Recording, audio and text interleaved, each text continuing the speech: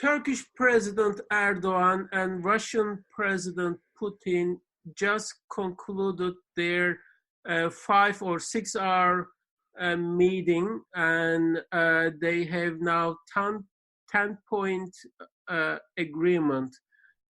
Can you give us your first impression? What do you see out of this meeting? Well, I think it's interesting because it basically gives Turkey the area between Tel Abyad and Ras Al Ain. That's like in the agreement that's now part of not part of Turkey, but it's now basically under Turkish control. And also it talks about Manbij and Tel Rafat, that YPG forces have to be removed from there and from this 30, what they're talking about, like a 30 depth kilometer zone from the border. And the operation should be completed within 150 hours. So basically,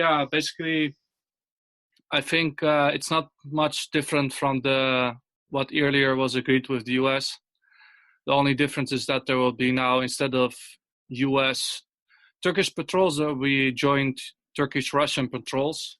So this is like a new development. So it's very interesting, but we first have to see on the ground how this will look like in practice. So I think there's a reference to Adana Agreement, and there is this 5-kilometer zone, let's call it, in which the Turkish and Syrian Russian forces are going to guard.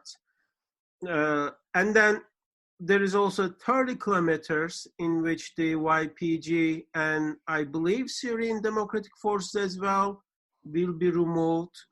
Can we call this 30-kilometer zone or 10-kilometer safe zone? What's your understanding?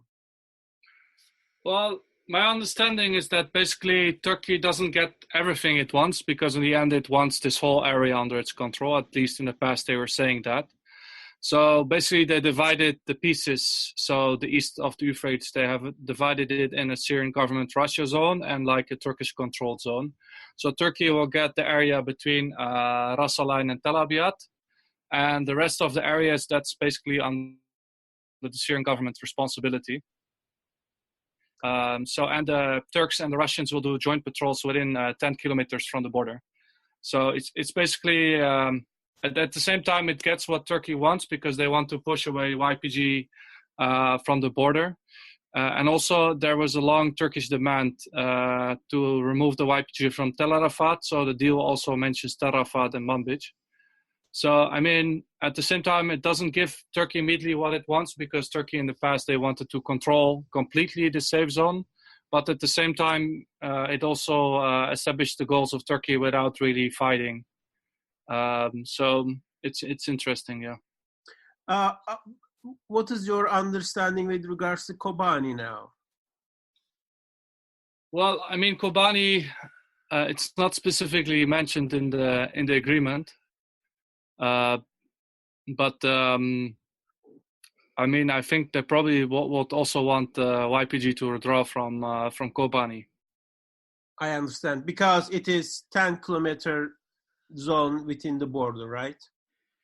Yeah, they talked about 10 kilometers apart from Kamishli city. So yeah, we have to see how this is going to work in practice, because you already have the Syrian army now in Kobani also. So. Yeah. So we also have to see, like, because also in the past the SDF created these military councils. So they're actually saying there's no YPG in this area, but I'm sure that Turkey is not going to accept that argument. So we have to see how this is going to work out in practice. I understand. So far, I have not seen any kind of reaction from the Syrian Kurds. Have you seen anything? No, there have been nothing official yet, and also there's still a delegation in Washington negotiating with the US, and I have not seen anything official apart from that. Before this Russian-Turkish meeting finished, there was a a statement by the general of the SDF forces that to American journalists saying that they have withdrawn all the forces from the area that they agreed on with the US basically. So they said basically they withdrew all their forces from between Ras Al Ain and Tel Abyad. So yeah, that's the only thing I've seen, but I haven't seen any action yet. And do you think this agreement is going to make any kind of impact on the Idlib question?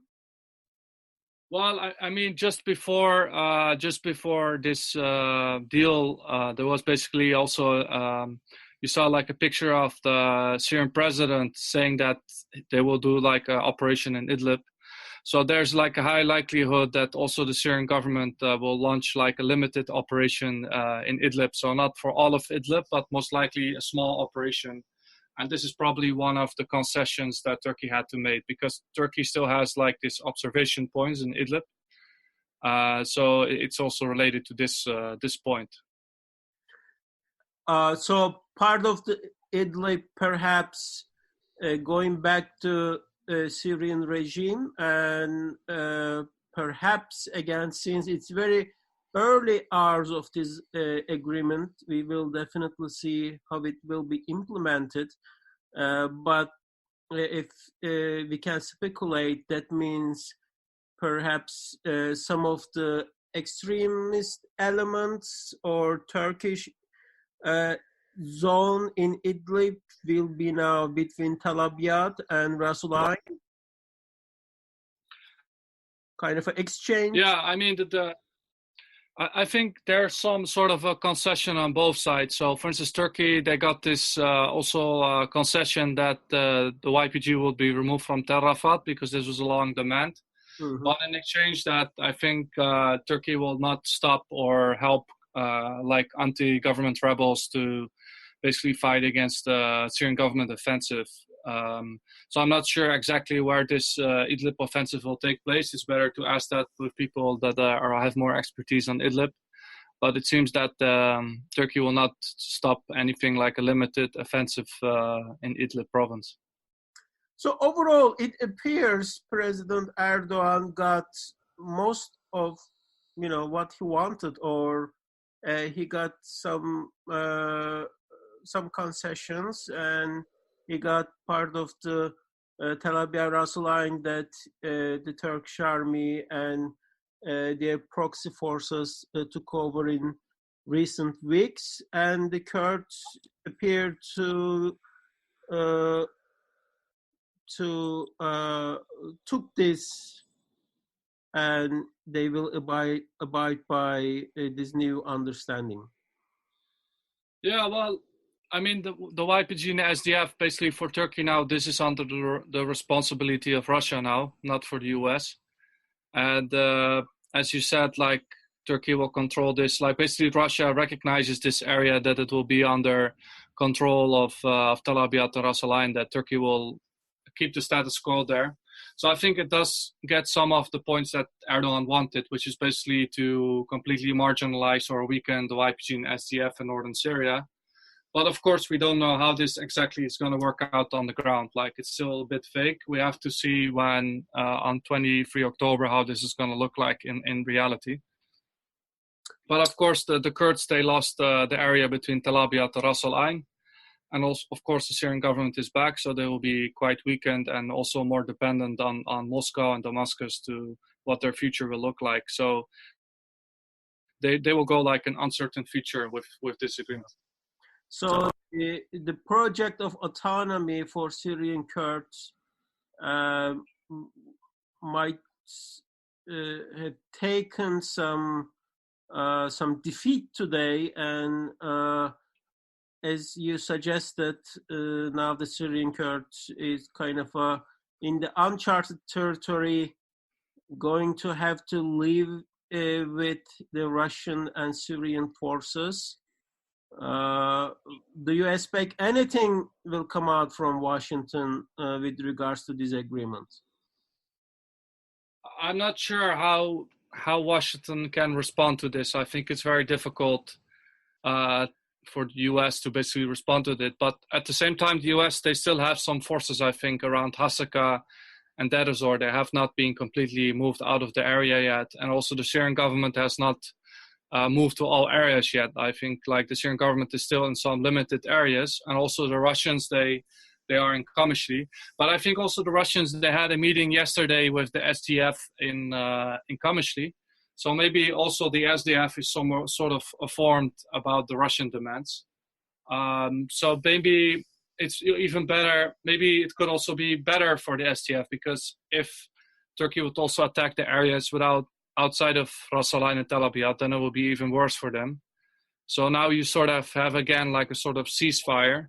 But of course, we don't know how this is going to work. It could also break down. It could still be fighting. We don't know exactly what's going to happen. But I mean, we don't know. That's the problem. Like, we have to see in practice how this agreement works on the ground, because on paper, it's something else than reality.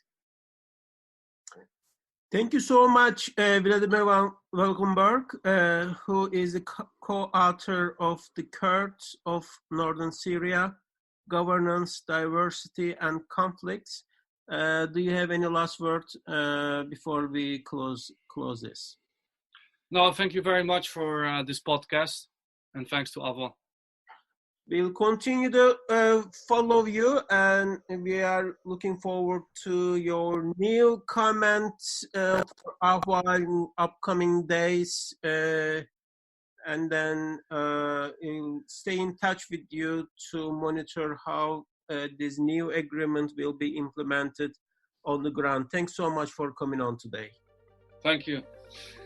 Özgür